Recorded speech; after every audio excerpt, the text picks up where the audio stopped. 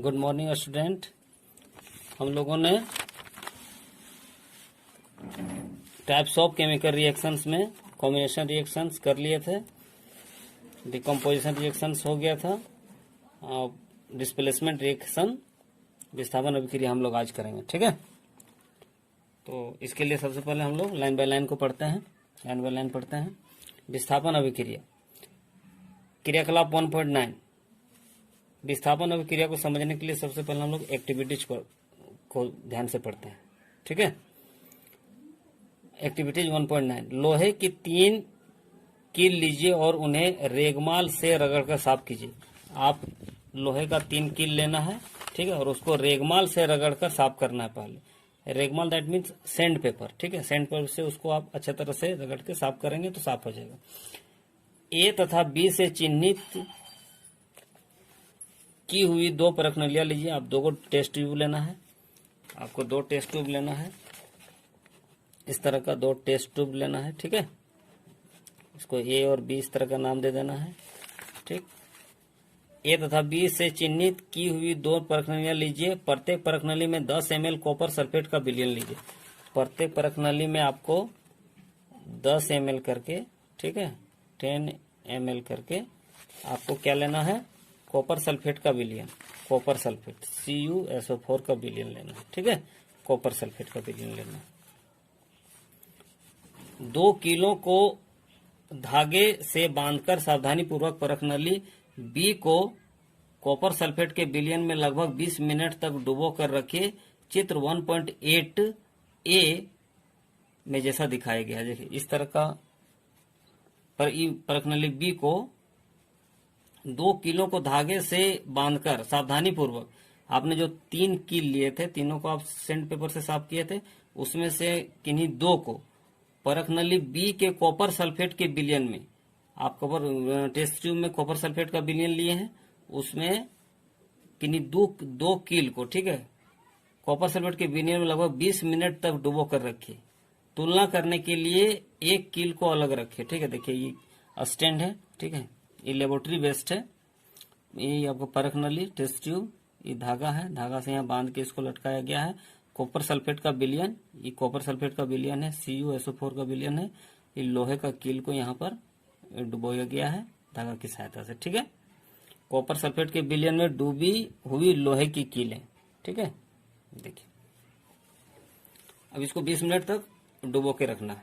ठीक, 20 मिनट पश्चात दोनों कीलों को कॉपर सल्फेट के विलयन से बाहर निकाल लीजिए। ठीक है, इसको बाहर निकालना 20 मिनट के बाद। परख नली ए तथा बी में कॉपर सल्फेट के विलयन के नीले रंग की तीव्रता की तुलना कीजिए। चित्र 1.8 का बी में देखिए, ये जो कॉपर सल्फेट का विलयन है जो नीला दिखाई दे रहा है, ठीक है, इसका तुलना करना है फिर। ठीक है, परख नली ए तथा बी में, जो आप टेस्ट ट्यूब ए और बी लिए थे, परख नली ए तथा बी में कॉपर सल्फेट के विलयन के नीले रंग की तीव्रता की तुलना कीजिए, तुलना करना है। ठीक है, जैसा कि आपको आगे दिखाया गया है चित्र 1.8 का बी में, कॉपर सल्फेट के विलयन में डूबी कीलों के रंग की तुलना बाहर रखी कील से कीजिए। चित्र 1.8 का बी। ठीक है, आप देखिए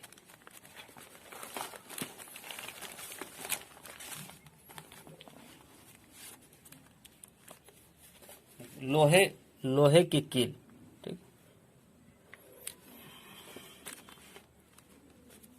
लोहे की कील कॉपर सल्फेट के विलयन से बाहर निकाली गई लोहे की कील। देखिए इस कील को कॉपर सल्फेट के विलयन में डाला गया था। ठीक है, उसके बाद देखिए यहाँ क्या है, ये दो टेस्ट ट्यूब है, कॉपर सल्फेट का विलयन परख नली ए, ये परख नली जो आपकी टेस्ट ट्यूब है, इसमें कॉपर सल्फेट का विलयन जो नीला रंग का है।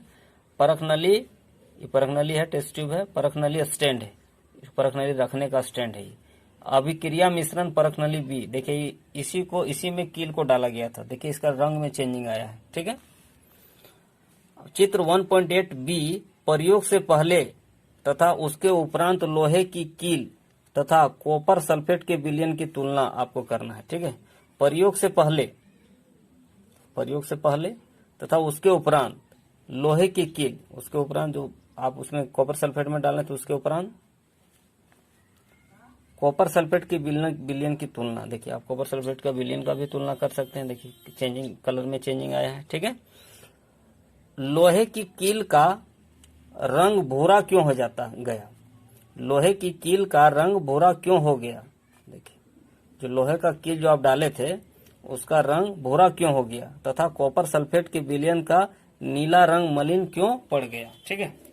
इस क्रियाकलाप में निम्नलिखित अभिक्रिया हुई। ये जो पूरा एक्टिविटीज आप देखें इसमें क्या किस तरह का अभिक्रिया हुआ। आयरन Fe जो सॉलिड के रूप में है, ठीक है, Fe कॉपर सल्फेट का विलयन में कॉपर सल्फेट के विलयन से रिएक्शन किया, कॉपर सल्फेट के विलयन से। तो देखिए कॉपर सल्फेट का जो विलयन है, ठीक है, इसमें से कॉपर को भी क्या कर दिया, विस्थापित कर दिया। यहाँ देखिए क्या बना लिया, FeSO4 इक्वल्स प्लस Cu, इससे Cu अलग हो गया, ठीक है। कॉपर सल्फेट क्या बन गया, आयरन सल्फेट। देखिए इसको हम लोग समझते हैं।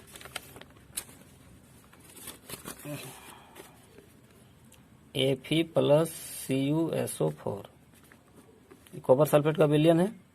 Fe से जैसे रिएक्शन किया तो इस सल्फेट ग्रुप इसमें आ गया, ठीक है, क्योंकि कॉपर से ज्यादा पावरफुल है आयरन, इसलिए इसको कॉपर सल्फेट के विलयन से Cu को आयरन क्या करता है ना, विस्थापित कर देता है। तो FeSO4 बना और Cu अलग हो गया, ठीक है।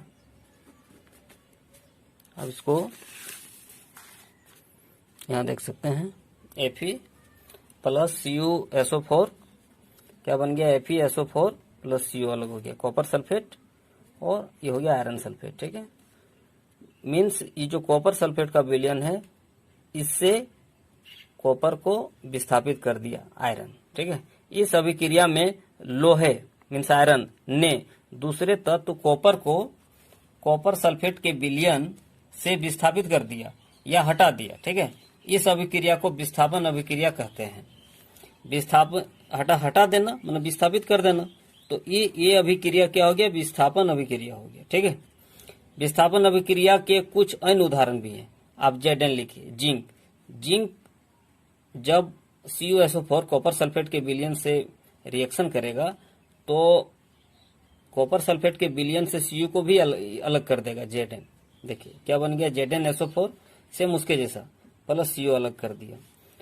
लेड Pb जब कॉपर क्लोराइड में से रिएक्शन करेगा, ठीक है, तो PbCl2 बना, ठीक है, और Cu को अलग कर दिया, ये हो गया लेड क्लोराइड बना और Cu को अलग कर दिया, ठीक है। तो जिंक तथा लेड, देखिए जिंक तथा लेड मीन्स शीशा, ठीक है, जिंक मीन्स जस्ता। जिंक तथा लेड कॉपर की अपेक्षा अधिक क्रियाशील तत्व है, ठीक है। जिंक तथा लेड जो है कॉपर की अपेक्षा Cu की अपेक्षा ही ज्यादा अभिक्रियाशील तत्व है। वे कॉपर को उसके यौगिक से विस्थापित कर देते हैं। ये जो Zn और Pb है इससे ज्यादा पावरफुल एलिमेंट है, ठीक है, इसीलिए CuSO4 से Cu को Zn विस्थापित कर दिया और यहाँ Pb विस्थापित किया, ठीक है। इस तरह का जितने भी रिएक्शन है इस सब रिएक्शन आपका हो गया विस्थापन अभिक्रिया, ठीक है, क्योंकि विस्थापित कर देता है, ठीक है, इसलिए विस्थापन अभिक्रिया हो गया, ठीक है। ओके, ठीक है दोस्तों, ठीक है। इसके बाद नेक्स्ट क्लास में हम लोग नेक्स्ट वीडियो में डबल डिस्प्लेसमेंट का क्लास करेंगे, ठीक है, जो कि है द्विविस्थापन अभिक्रिया, डबल डिस्प्लेसमेंट रिएक्शन, ठीक है।